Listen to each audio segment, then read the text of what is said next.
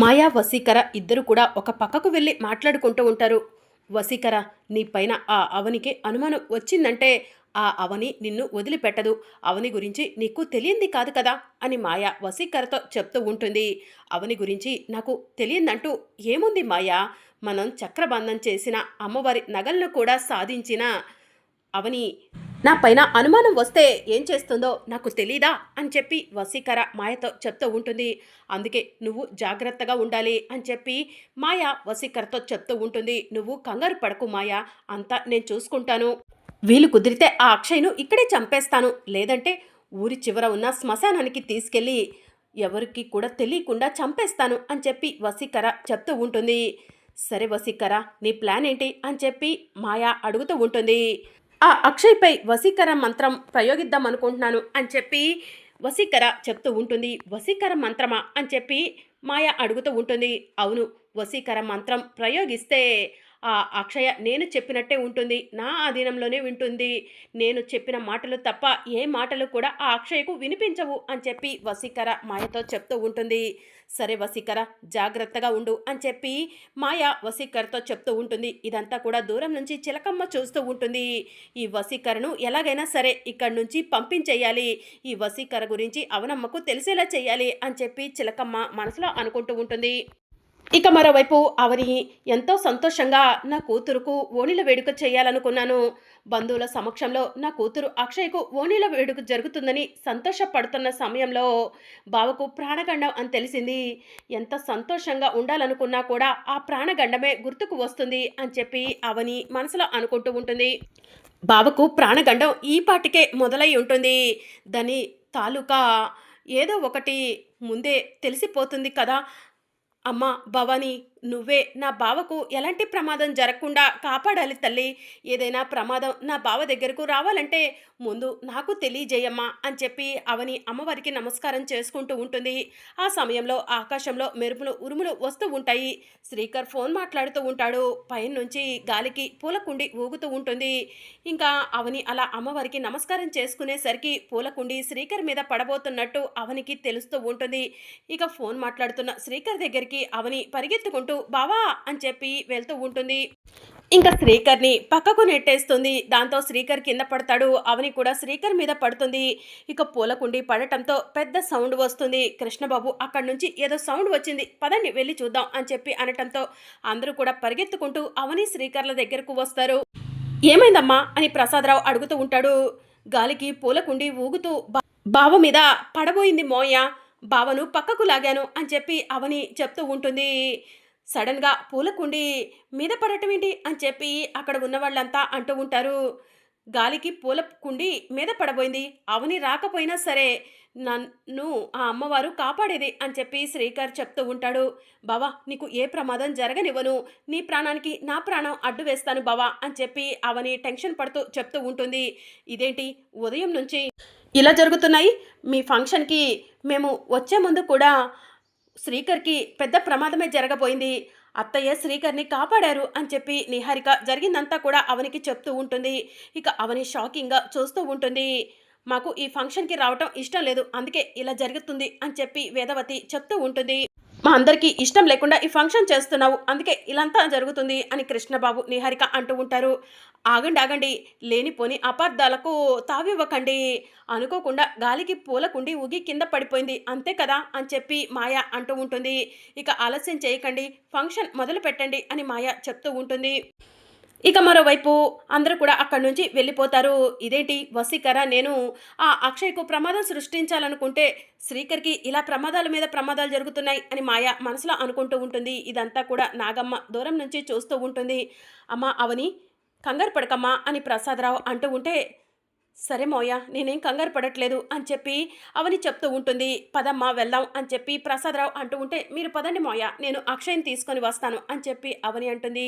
ఇక ప్రసాదరావు అక్కడి నుంచి వెళ్ళిపోగానే అమ్మవారి బొట్టు బావకు పెట్టడం వల్లే బావకు ఎలాంటి ప్రమాదం జరగలేదు, నా కంఠంలో ప్రాణం ఉండగా బావకు ఎలాంటి ప్రమాదం జరగనివ్వను, బావకు ఉన్న ప్రాణగండాన్ని పోయేలా చేస్తాను, ఆ అమ్మవారి దయ నా పైన ఉంది అని చెప్పి అవని మనసులో అనుకుంటూ ఉంటుంది. ఇక మరోవైపు చిలకమ్మ నాగమ్మ ఇద్దరు కూడా మాట్లాడుకుంటూ ఉంటారు.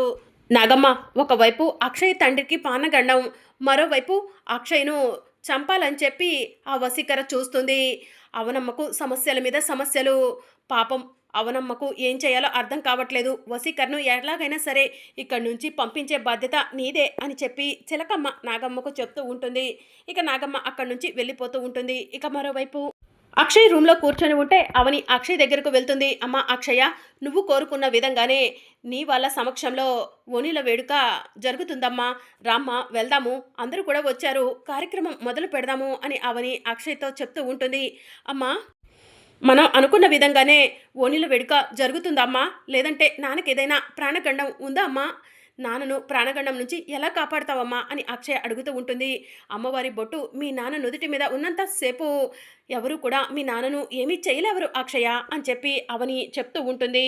నేనే అనవసరంగా ఓణీలకు వేడుక చేయమని అడిగాను, అడగకుండా ఉన్నా బాగుండేదమ్మా అని అక్షయ్ అంటూ ఉంటే, నువ్వు అడిగినా అడగకపోయినా ఓణీల వేడుక చేయాల్సిన బాధ్యత నాపై ఉంది కదమ్మా అని చెప్పి అవని అంటుంది. అమ్మా, నా దగ్గర ఏదైనా విషయం దాస్తున్నావా అని అక్షయ్ అడుగుతూ ఉంటే, అవని శ్రీకర్ పైన పూలకుండి పడిపోతూ ఉండగా అవని వెళ్ళి శ్రీకర్ని కాపాడిన విషయాన్ని అక్షయ్కు చెప్తూ ఉంటుంది. నాకు భయంగా ఉందమ్మా అని అక్షయ్ చెప్తూ ఉంటే, భయపడకమ్మా, అంతా ఆ అమ్మవారే చూసుకుంటుంది, నా తాలిబంధాన్ని ఆ అమ్మవారు కాపాడుతుందన్న నమ్మకం నాకు ఉంది, బంధువులంతా వచ్చారు, వేడుకకు సమయమైంది, రామ్మ వెళ్దాము అని చెప్పి అక్షయను తీసుకొని అవని అన్నపూర్ణదేవి విగ్రహం దగ్గరకు వెళ్తుంది. అమ్మవారికి నమస్కారం చేసుకోమ్మా అక్షయ అని అవని చెప్తూ ఉంటే, ఇక అక్షయ, మా నాన్నకు ఎలాంటి ప్రమాదం జరగకూడదు, మా నాన్నపై నీ దయ కరుణ కటాక్షాలు ఉండేలా చేయి తల్లి అని చెప్పి అన్నపూర్ణదేవికి నమస్కారం చేసుకుంటుంది. నువ్వు ఏమి కోరుకొని ఉంటావో నాకు తెలుసు అక్షయ అని అవని మనసులో అనుకుంటుంది. ఇక అన్నపూర్ణదేవి విగ్రహాన్ని తన చేతుల్లోకి తీసుకొని అక్షయను తీసుకొని వేడుక జరిగే బంధువులందరి ముందుకు అవని తీసుకెళ్తూ ఉంటుంది. పెద్దిరాజు ఇదంతా చూసి, అదిగో మా అమ్మోరి తల్లి అక్షయమ్మ వస్తుంది చూడండి అని చెప్పి బంధువులకి చెప్తూ ఉంటారు. ఇక అవని అక్షయ అలా నడుచుకుంటూ వస్తూ ఉంటారు. వసీకర మాయ ఇద్దరు కూడా అక్షయ్ వైపు కోపంగా చూస్తూ ఉంటారు. కాసేపట్లో నీ అంతం మొదలవుతుంది అక్షయ, ఇన్ని రోజులు నిన్ను చూసుకుని మీ అమ్మ ఎగసెగిసి పడింది, ఇక నువ్వంటూ ఈ లోకంలో ఉండవు అక్షయ అని చెప్పి వసీకర మనసులో అనుకుంటూ ఉంటుంది. ఇక మరోవైపు చిలకమ్మ కూడా వేడుక దగ్గరికి వచ్చి నుంచొని చూస్తూ ఉంటుంది. ఇక అవని అక్షయ్ను తీసుకొని అందరి ముందుకు వచ్చి, మీలో చాలా మందికి నా కూతురు అక్షయ్ గురించి తెలీదు, ఈ అమ్మాయే నా కూతురు అక్షయ అని చెప్పి బంధువులందరికీ పరిచయం చేస్తూ ఉంటుంది. అవును, నా మనవరాలు కారణ జన్మురాలు, అమ్మవారి జాతకం, అమ్మవారి హంస, నా భార్య వేదవతి లాంటి జాతకం కలిగిన నా మనవరాలు నా ఇంట్లో పుట్టడం నా అదృష్టంగా భావిస్తున్నాను అని ప్రసాదరావు బంధువుల సమక్షంలో అక్షయ్ గురించి గొప్పగా చెప్తూ ఉంటాడు. చిచి, ఇది పెట్టిన కండిషన్ వల్ల మనం ఏమీ మాట్లాడలేకపోతున్నాము, సందు దొరికింది కదా అని చెప్పి మావయ్య గారు దీన్ని పొగుడుతున్నారు, ఒళ్ళంతా కంపరంగా ఉంది అని నిహారిక కృష్ణబాబుకి చెప్తూ ఉంటుంది. నాకు కూడా అలానే ఉంది బంగారం, కానీ మనకి ఆస్తి కావాలంటే ఆ అవని సంతకం పెట్టాలంటే మనం సంతోషంగా ఉన్నట్టు నటించాలి కదా అని కృష్ణబాబు నిహారికతో చెప్తూ ఉంటాడు. అమ్మా అక్షయ, రామ్మ, పెద్దవాళ్ళైనా మీ తాతయ్య నానమ్మల దగ్గర ఆశీర్వాదం తీసుకో అని పెద్దిరాజు చెప్తూ ఉంటాడు. ఇక వేదవతి, అవసరం లేదులే, తర్వాత అందరితో పాటు ఆశీర్వదిస్తాం కదా అని చెప్పి అంటూ ఉంటుంది. మీరు పెద్దవాళ్ళు, మీ ఆశీర్వాదం అమ్మోరి తల్లిపై ఉండాలి అత్తయ్య గారు అని చెప్పి పెద్దిరాజు చెప్తూ ఉంటాడు. అమ్మ అక్షయ, వెళ్ళమ్మా, వెళ్ళి నీ నానమ్మ తాతయ్యల ఆశీర్వాదం తీసుకో, తరువాత మీ అమ్మ నాన్నల ఆశీర్వాదం కూడా తీసుకో అని పెద్దిరాజు చెప్తూ ఉంటాడు.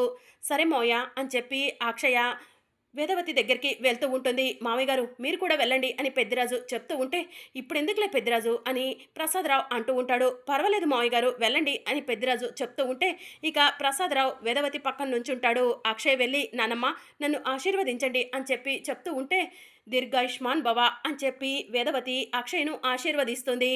నిండు నూరేళ్ళు సంతోషంగా ఉండాలమ్మా అని ప్రసాదరావు అక్షయ్ను ఆశీర్వదిస్తాడు. అమ్మ అక్షయమ్మ, వెళ్ళి మీ అమ్మ నాన్నల ఆశీర్వాదం కూడా తీసుకో అని పెద్దిరాజు చెప్పడంతో శ్రీకర్ కోపంగా చూస్తూ ఉంటాడు. అల్లుడు, ఏం చూస్తున్నావు, వెళ్ళి అవని పక్కన నుంచో, అక్షయ్కు మీ ఆశీర్వాదాలు చాలా ముఖ్యం అని పెద్దిరాజు చెప్తూ ఉంటాడు. ఇక శ్రీకర్ వెళ్ళి అవని పక్కన నుంచోగానే, నాన్న నన్ను ఆశీర్వదించండి అని అక్షయ అడుగుతూ ఉంటుంది. సంతోషంగా నిండు నూరేళ్ళు ఉండు అని చెప్పి శ్రీకర్ ఆశీర్వదిస్తూ ఉంటాడు. తండ్రి ఆశీర్వాదాలు చాలా ముఖ్యమైనవమ్మా, నీకు ఇక నీ జీవితంలో తిరిగనేది ఉండదు అని చెప్పి అవని అక్షయ్కు చెప్తూ ఉంటుంది. ఒసే అవని, నీ కూతురికి ఓణీల వేడుక చేసి సంబరపడిపోతున్నావు కదా, కాసేపట్లో నీ కూతురికి అంత్యక్రియలు మొదలవుతాయి అని చెప్పి మాయ మనసులో అనుకుంటూ ఉంటుంది. ఇంకా ఆశీర్వాదం పూర్తయిపోగానే చిలకమ్మ, నాగమ్మ ఇద్దరు కూడా దూరం నుంచి చూస్తూ ఉంటారు. ఈ వసీకర్‌ను ఎలాగైనా సరే ఇక్కడి నుంచి పంపించాలి. వసీకర్‌ను ఇక్కడి నుంచి పంపించాలంటే నేను అనుకున్నది చేసేయాల్సిందే అని చెప్పి చిలకమ్మ మనసులో అనుకుంటుంది. ఇక అవని మీ మామయ్య ఆశీర్వాదం కూడా తీసుకోమ్మా అని చెప్పి చెప్పడంతో అక్షయ పెద్దిరాజు దగ్గరకు వెళ్ళి ఆశీర్వాదం తీసుకుంటూ ఉంటుంది. అమ్మోరు తల్లి నువ్వు సంతోషంగా నిండు నూరేళ్ళు ఉండాలమ్మా అని చెప్పి పెద్దిరాజు అక్షయను ఆశీర్వదిస్తూ ఉంటాడు.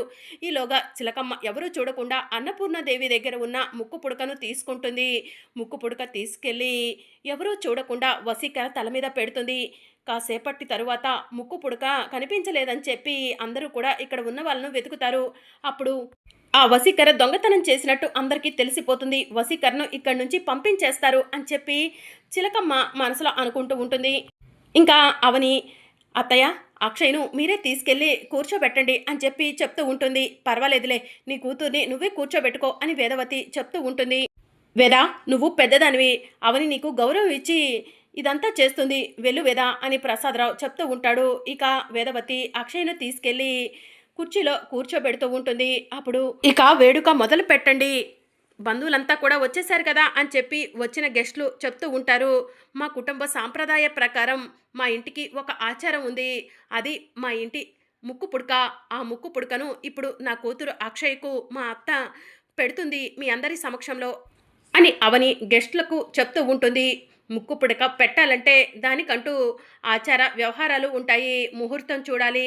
ఎలా పడితే అలా ముక్కు పుడకను పెట్టడం కుదరదు అని వేదవతి బంధువులందరి సమక్షంలో చెప్తూ ఉంటుంది. ఇదంతా దూరం నుంచి చూస్తున్న నిహారిక ఈ అవని డాక్యుమెంట్స్‌ని అడ్డు పెట్టుకొని తనకు కావలసిన అన్ని పనులను చేపించుకుంటుంది అని చెప్పి నిహారిక మనసులో అనుకుంటూ ఉంటుంది. మరి అప్కమింగ్ ఎపిసోడ్లో ఏం జరగనుందో తెలుసుకోవాలనుకుంటున్నారా? అయితే ఛానల్ను సబ్స్క్రైబ్ చేసుకొని సపోర్ట్ చేయడం మర్చిపోకండి. Thank you for watching.